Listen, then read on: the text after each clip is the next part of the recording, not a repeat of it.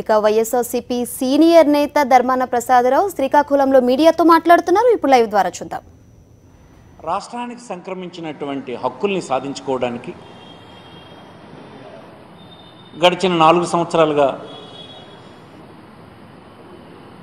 పెద్ద ఎత్తున పోరాటం చేస్తున్నటువంటి విషయం ఈ రాష్ట్రంలో ఉండేటువంటి పౌరులందరికీ తెలుసు.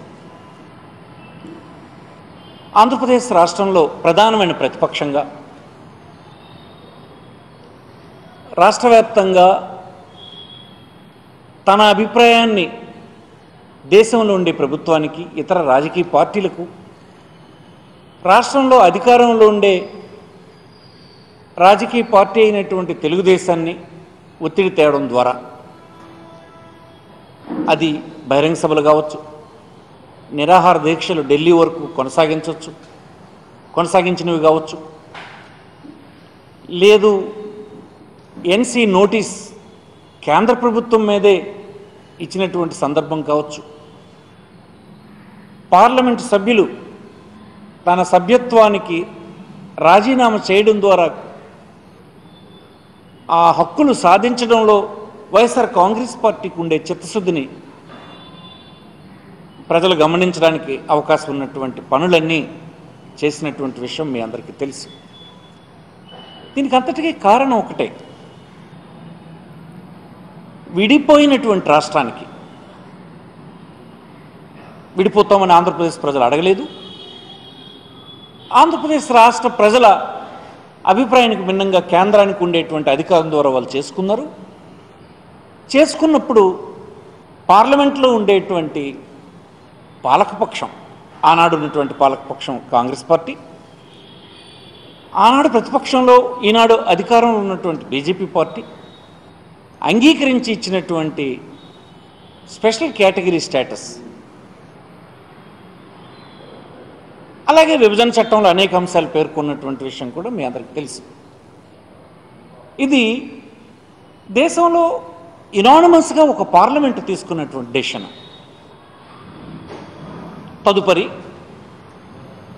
ఆనాడున్నటువంటి ప్రభుత్వం క్యాబినెట్లో ఇది అమలుకి నోచుకోవడానికి అవసరమైన తీర్మానం చేసి ఫైనాన్స్ కమిషన్కి ప్లానింగ్ కమిషన్కి పంపించినటువంటి విషయం కూడా తెలుసు.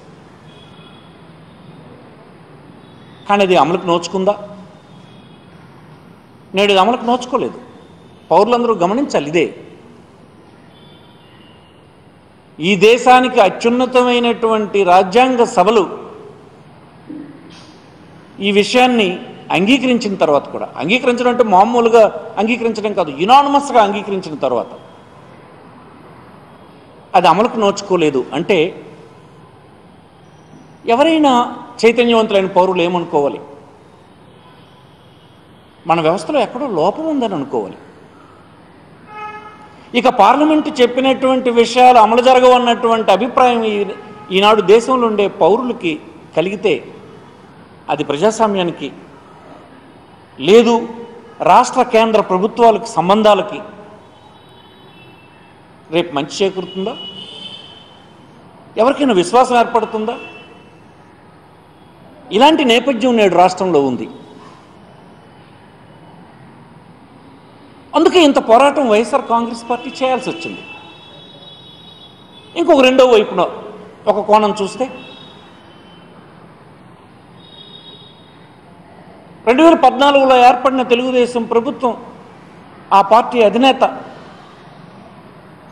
కొంతకాలం అవసరం లేదని, స్పెషల్ కేటగిరీ స్టేటస్ అవసరం లేదని, ప్యాకేజే మంచిదని, మళ్ళీ ఇప్పుడు స్పెషల్ కేటగిరీ స్టేటస్ కావాలని, మళ్ళీ ప్రభుత్వాలు ఏర్పడితే మళ్ళీ వద్దని అతన్ని ఇప్పుడు పరిగణలోకి తీసుకునే పరిస్థితి ఈ రాష్ట్రంలో లేదు.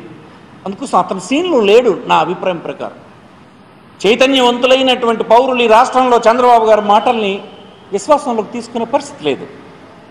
ఈవేళ స్పెషల్ కేటగిరీ స్టేటస్ కావాలంటున్నాడు. ఒక్క 6 మాసాల క్రితం వరకు ఏం చెప్పాడు? అతను అవసరం లేదని చెప్పాడు. ఈ దేశంలో అధికారంలో ఉండేటువంటి బీజేపీ ప్రభుత్వంతో అధికారాన్ని పంచుకున్నటువంటి తెలుగుదేశం పార్టీ ఇవ్వనక్కర్లేదని చెప్పాడు. పైగా ఇది మంచిదని చెప్పాడు. రేపెత్తన ఇంకేం చెప్తాడు అన్నది ఆంధ్రప్రదేశ్ ప్రజలు పెద్ద సీరియస్గా తీసుకునే పరిస్థితి లేదని నేను మనవి చేస్తున్నాను. అయితే ఆ విషయం పక్కన పెడదాం. ఇక రాష్ట్రానికి కేంద్రానికి ఉండేటువంటి సంబంధాలు ఇప్పుడు అందరిలో అనుమానాలు కలిగించే స్థితి వచ్చిందా లేదా? పార్లమెంట్లోనూ రాజ్యసభలోనూ ఎనానమస్గా అంగీకరించినటువంటి ఒక విషయాన్ని తర్వాత వచ్చినటువంటి ప్రభుత్వం అమలు చేయలేదు. అమలు చేయకపోతే ఈ దేశంలో ఇంకే సభను ప్రశ్నించాలి, ఇంకెవరిని ప్రశ్నించాలి? ఇది ఒక జవాబు దొరికినటువంటి ప్రశ్నగానే ఉంది. కేంద్ర రాష్ట్ర ప్రభుత్వాల సంబంధాలు ఈ రాజ్యంలో కొంత అనుమానాలకి కనీసం కొన్ని లోపాలు ఉన్నాయని అంగీకరించడానికైనా తావిచ్చిందని ఈ సందర్భం మనం చేస్తుంది. ఇలాంటి పరిస్థితుల్లో వైఎస్ఆర్ కాంగ్రెస్ పార్టీ స్టాండ్ ఏంటి? ఈ రాష్ట్రంలో అన్ని విధాలా నష్టపోయినటువంటి ప్రజలకు, పౌరులకు వారి జీవన ప్రమాణాలు పెంచాలంటే ఇతర రాష్ట్రాలతో సరిసమానంగా ఎదగడానికి అవసరమైన ఇన్వెస్ట్మెంట్ ఇక్కడ రావాల్సి ఉంది. ఇన్వెస్ట్మెంట్ వస్తేనే పరిశ్రమలు వస్తాయి, పరిశ్రమలు వస్తే ఎంప్లాయ్మెంట్ వస్తుంది, రెవెన్యూ జనరేట్ అవుతుంది. ఈ రాష్ట్రంలో అమలు చేస్తున్న సంక్షేమ కార్యక్రమాలు అమలు చేయడమే కాకుండా కొనసాగించడమే కాకుండా మరిన్ని సంక్షేమ కార్యక్రమాలు ఇవ్వచ్చు అన్నటువంటిది జగన్మోహన్ రెడ్డి గారి ఆలోచన. అది ఈవేళదా? కాదు కదా. గడిచిన సంవత్సరం, అంతకుముందు సంవత్సరం ఈ దేశంలో 14లో ప్రభుత్వం ఏర్పడినటువంటి కేంద్ర రాష్ట్ర ప్రభుత్వాలు 14లో ఏర్పడిన క్షణం నుంచి వైఎస్ఆర్ కాంగ్రెస్ పార్టీ ప్రధాన ప్రతిపక్షంగా పాత్ర నిర్వహిస్తున్నప్పటి నుంచి ఒకే స్టాండ్ ఉంది. అలాంటి నేపథ్యంలో దేశంలో మనలాంటి ఆలోచన కలిగినటువంటి వాళ్ళు ఈ రాష్ట్రానికి చట్టం ద్వారా లభించినటువంటి హక్కులు కూడా పొందలేనటువంటి స్థితి ఉంది అని ఆవేదన పడుతున్నటువంటి వాళ్ళు, రాష్ట్ర ప్రభుత్వాలు ఒక మాట మీద నిలబడడం, కేంద్ర ప్రభుత్వాలు రాష్ట్ర ప్రభుత్వాలకు సంబంధించిన అంశాలు ఇచ్చినప్పుడు ఒక మాట మీద నిలబడడం లేదు అనేటువంటి ఒక నెలకొన్న సమయంలో మనలాంటి భావాలు కలిగినటువంటి వాళ్ళు, మనలాంటి ఆవేదన కలిగినటువంటి వాళ్ళు పక్కన ఉన్నటువంటి గౌరవనీయులు కేసీఆర్ గారు ఫెడరల్ ఫ్రంట్ అన్నారు. ఆయన ఏం చెప్పారు స్పష్టంగా? YSR Congress party, TRS party ఆంధ్రప్రదేశ్లో కలిపి పోటీ చేద్దామని చెప్పలేదే. ఈ క్యాబినెట్లో ఉండేటువంటి చంద్రబాబు క్యాబినెట్లో ఉన్న వాళ్ళ చేత మాట్లాడిస్తున్నారు. మీరు వాళ్ళని బఫూన్లాగా అందరూ భావిస్తారని మనం చేస్తున్నాం. వాళ్ళేమీ కలిసి పోటీ చేస్తామని ప్రతిపాదన తీసుకురాలే. ఆ ప్రతిపాదన మీద కనీసం ప్రాథమికమైన చర్చలు కూడా జరగలే. వాళ్ళు ఏమంటున్నారంటే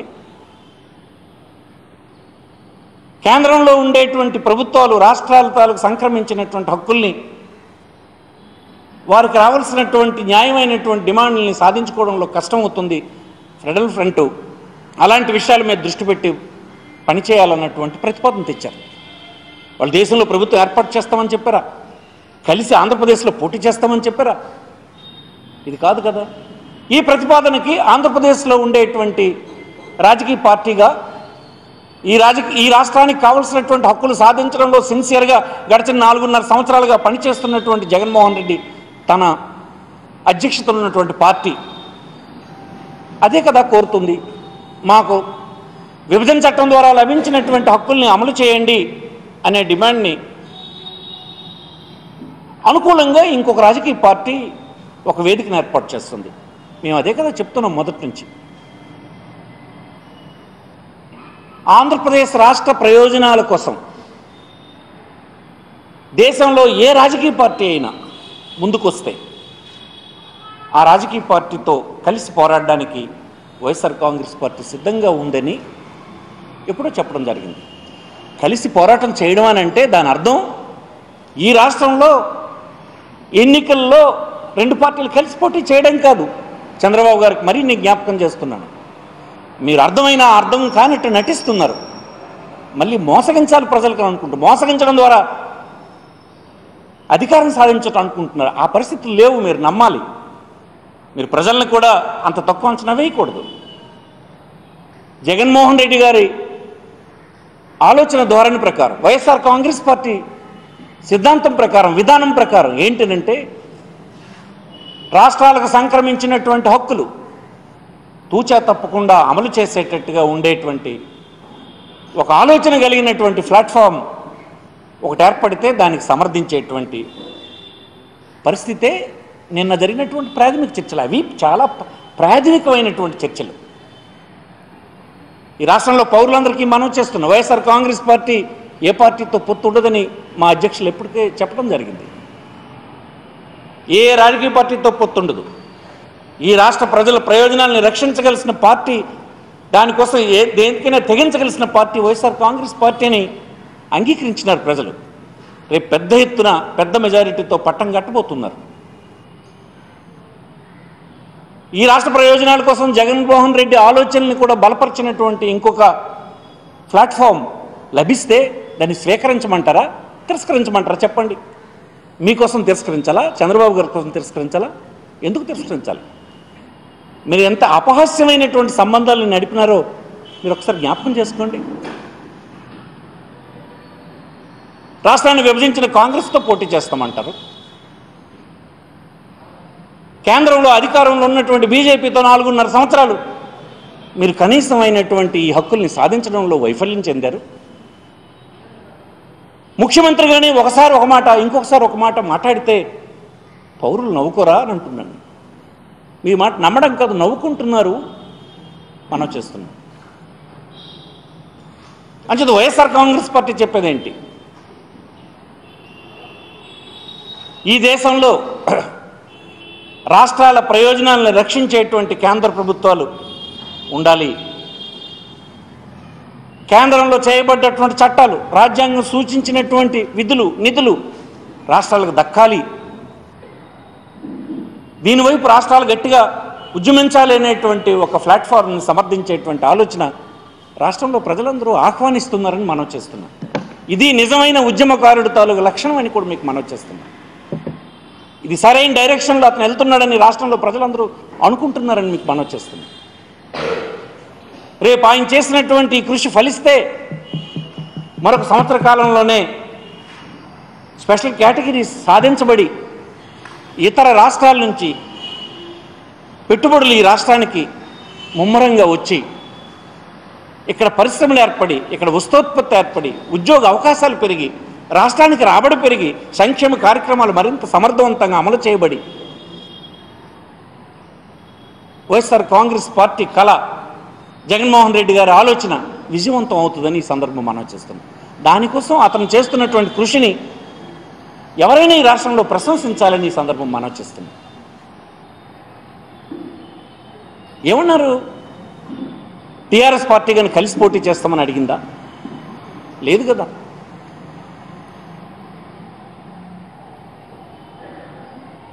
ఎన్నికలు అయిన తర్వాత ఇలాంటి ఆలోచన కలిగినన్ని పార్టీ కలగడం, అసలు ఎన్నికల ముందనేది ఈ వ్యవహారం లేనే లేదు. ఎందుకు లేదనంటే ఏ పార్టీలకు ఆ పార్టీ రాష్ట్రాల్లో పోటీ చేసి ఆ రాష్ట్ర ప్రయోజనాలను రక్షించడానికి కోసం ఎన్నికల అనంతరం ఏర్పడేటువంటి ఫెడరల్ ఫ్రంట్. ఈ దేశంలో ఒక రాజ్యాంగం ఉంది. దాని ద్వారా యూనియన్కి కొన్ని అధికారాలు, రాష్ట్రాలకు కొన్ని అధికారాలు, కాంకరెన్స్లో కొన్ని అధికారాలు ఉన్నాయి. ఈ జాబితాలు అందరికీ తెలిసినవే. కానీ రాష్ట్రాలకు సంక్రమించినటువంటి రాజ్యాధికారాల్ని కూడా అమలుకు నోచుకోని సందర్భం ఉందని దేశంలో అనేకసార్లు అనేక మంది ముఖ్యమంత్రులు తన రాష్ట్ర ప్రయోజనాల్ని రక్షించుకోవడంలో చెప్పినటువంటి మాటల్ని మనం వింటూ ఉన్నాం. ఇప్పుడు క్లాసిక్ ఎగ్జాంపుల్ మన దగ్గర ఉన్నటువంటి విభజన చట్టంలో ఉండే అంశాలు అమలు కాకపోవడమే. ముఖ్యంగా స్పెషల్ కేటగిరీ స్టేటస్ మన ముందు ఉంది. ఒక ప్రభుత్వం అంగీకరించింది, ఆ ప్రభుత్వం క్యాబినెట్లో తీర్మానం కూడా చేసింది, పార్లమెంట్లో ఆమోదించింది, క్యాబినెట్లో తీర్మానం చేసింది, ప్లానింగ్ కమిషన్కి అమలుకు పంపించింది. తర్వాత వచ్చిన ప్రభుత్వం దాన్ని అమలు చేయలేదు. ఇంతకుండా క్లాసిక్ ఎగ్జాంపుల్ ఏం కావాలి? ఒక రాష్ట్రాలకి, కేంద్రాలకి ఇలాంటి సందర్భాలు వచ్చినప్పుడు ఒక రకమైనటువంటి అయోమయ స్థితి ఉంది. దీని పట్ల అపనమ్మకం కలిగే పరిస్థితి ఉంది. ఇంకొకసారి పార్లమెంట్లో ఇట్లాంటి హామీ ఇస్తే నమ్మే పరిస్థితి దేశంలో పౌరులకు ఉంటుందా?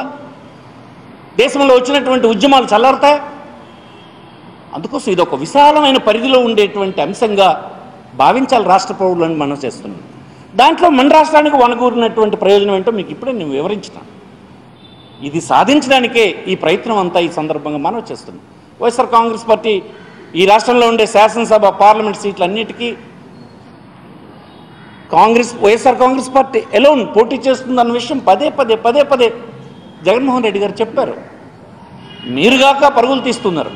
మొన్న బీజేపీతో, నిన్న అంతకుముందు జనసేనతో, తర్వాత ఇప్పుడు కాంగ్రెస్తో, మళ్ళీ కాంగ్రెస్తో జనసేనతో, మళ్ళీ రేపటికి ఎవరితో ఉంటారో మీరు అసలు ఎప్పుడు కూడా ఈ విషయాల్ని తేటతెల్లం చేస్తూ ఎప్పుడు పౌరులకు ఏ సమాచారాన్ని నిజాయితీతో మీరు ఎప్పుడు చెప్పిన సందర్భం లేదు. మీరు ఎన్నికలనేవి ఎత్తుగడలుగానే భావించినారు. మేము ఎన్నికలనేవి ఈ రాష్ట్ర ప్రజల ప్రయోజనాల కోసం కొన్ని సిద్ధాంతాలతో ముందుకు వెళ్ళాలి, సాధించాలనేటువంటి లక్ష్యం ఉందని ఈ సందర్భం మనం చేస్తున్నాం. ఇది మీరు వక్రీకరించే ప్రయత్నం విజయవంతం కాదని మనం చేస్తున్నాం. మీ అభిప్రాయాలు మీరు చెప్పేశారు. అభిప్రాయం చెప్పిన తర్వాత ఎలా అవుతుంది? బీజేపీ ఇవ్వలేదన్నది సమర్థించడం కాదు మీరు కదా. ముఖ్యమంత్రి ఏం చెప్పారు? ముఖ్యమంత్రిగా మీరేం చెప్పారు? స్పెషల్ కేటగిరీ స్టేటస్ సాధించడం పక్కన పెడితే ప్యాకేజే మంచిదని చెప్పారు. మీరు ముఖ్యమంత్రిగా కదా చెప్పేశారు. వాళ్ళు ఇవ్వలేదన్నటువంటి మాట కాదు, ఇది మంచిదని చెప్పారు, ఇవ్వాలని కోరారు. ఇప్పుడు బీజేపీ ఇవ్వలేదని మీరు మళ్ళీ బుకాయిస్తున్నారు. మీరు కదా చెప్పింది. స్పెషల్ కేటగిరీ స్టేటస్కు బదులు ఇచ్చినటువంటి ప్యాకేజీకి అభినందనలు తెలుపుతూ శాసనసభలో ఒక తీర్మానం కూడా మీరు ఆమోదించారు. మీరే కదా ఆమోదించారు. అంటే మీ అభిప్రాయం కూడా స్పెషల్ ప్యాకేజే లేని ప్యాకేజ్ ఉందన్నట్టుగా మభ్యపెట్టి అంగీకరించేశారు. దానికి పరిస్థితులు ఏమున్నాయో మాకు తెలియదు. మీరు ముద్దాయి కాబోతున్నారని భయంకి కేంద్ర ప్రభుత్వం వద్ద తల వంచారో, కాకపోతే నిజంగా అది మంచిదని అనుకున్నారో దానికి మీరు బాధ్యులు. అందుకోసం ఇప్పుడు బీజేపీ ఇవ్వలేదని అంటే ఇవ్వకపోవడానికి మీరు కారకులని బీజేపీ చెప్తూ ఉంటే, మీరు కూడా ఓపెన్గా ఈ రాష్ట్రంలో శాసనసభలో చెప్తే, మీడియా ముందు చెప్తే, అందరినీ అభినందిస్తే, ఇప్పుడు ఇవ్వలేదనేటువంటి మాట చెప్పే హక్కు మీకు ఎక్కడుంది? అందుకోసం ఆ సీన్లో మీరు లేరు. ఇక ఇతరులు చేసిన ప్రయత్నాన్ని వక్రీకరించే పని చేస్తున్నారు. అందుకే కేటీఆర్ ఒక పార్టీ కార్యనిర్వాహక అధ్యక్షులుగా వారు జగన్మోహన్ రెడ్డిని కలవడం జరిగింది. కలిసినప్పుడు ఈ ప్రతిపాదన ఉంచారు. రాష్ట్రాల హక్కుల్ని సాధించడంలో మనందరం కలిసి ఒక ప్లాట్ఫారాన్ని క్రియేట్ చేద్దామన్నటువంటి ఆ ప్రతిపాదనని ప్రాథమిక దశలోనే మన అభిప్రాయాలకు అనుగుణంగా ఉంది గనుక, మనం సాధించాలనుకునేటువంటి లక్ష్యాలకు అనుగుణంగా ఉంది గనుక అది ఆలోచిద్దామన్నటువంటి మాట పాజిటివ్గా పంపించడం జరిగింది. ఇది ఫైనల్ డిస్కషన్స్ ఇంకా జరిగితే రాష్ట్ర ప్రయోజనాల కోసం దేనికైనా తెగించడానికి సిద్ధంగానే ఉన్నాం. చాలాసార్లు నష్టపోయినాం, మీకు తెలుసు కదా.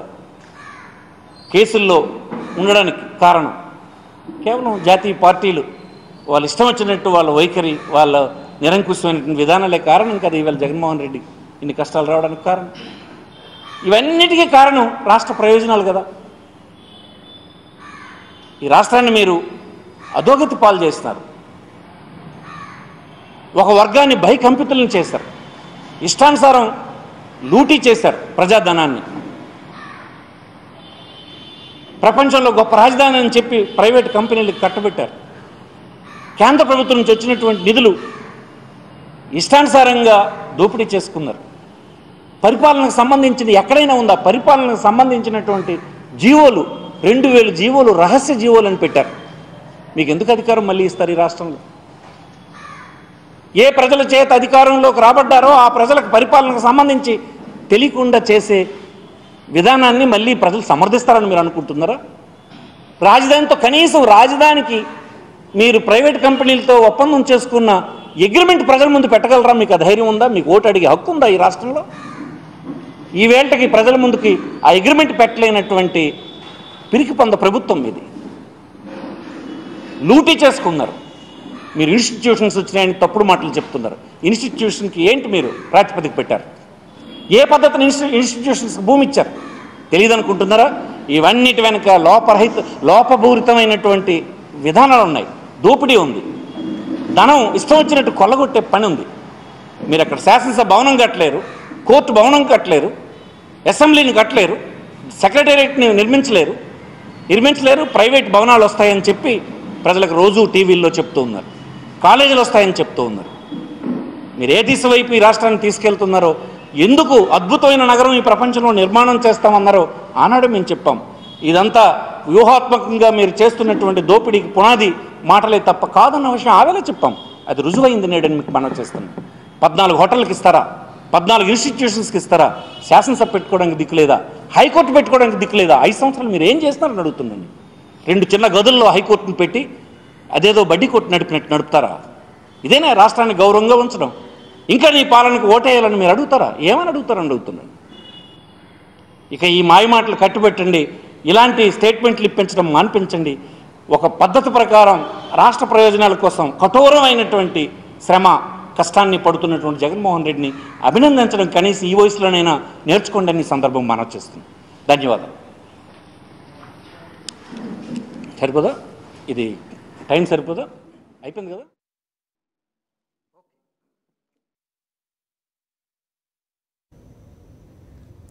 ప్రత్యేక హోదా కోసం వైఎస్ఆర్సీపీ నిరంతరం పోరాటం చేస్తుందని చెప్పారు ధర్మాన.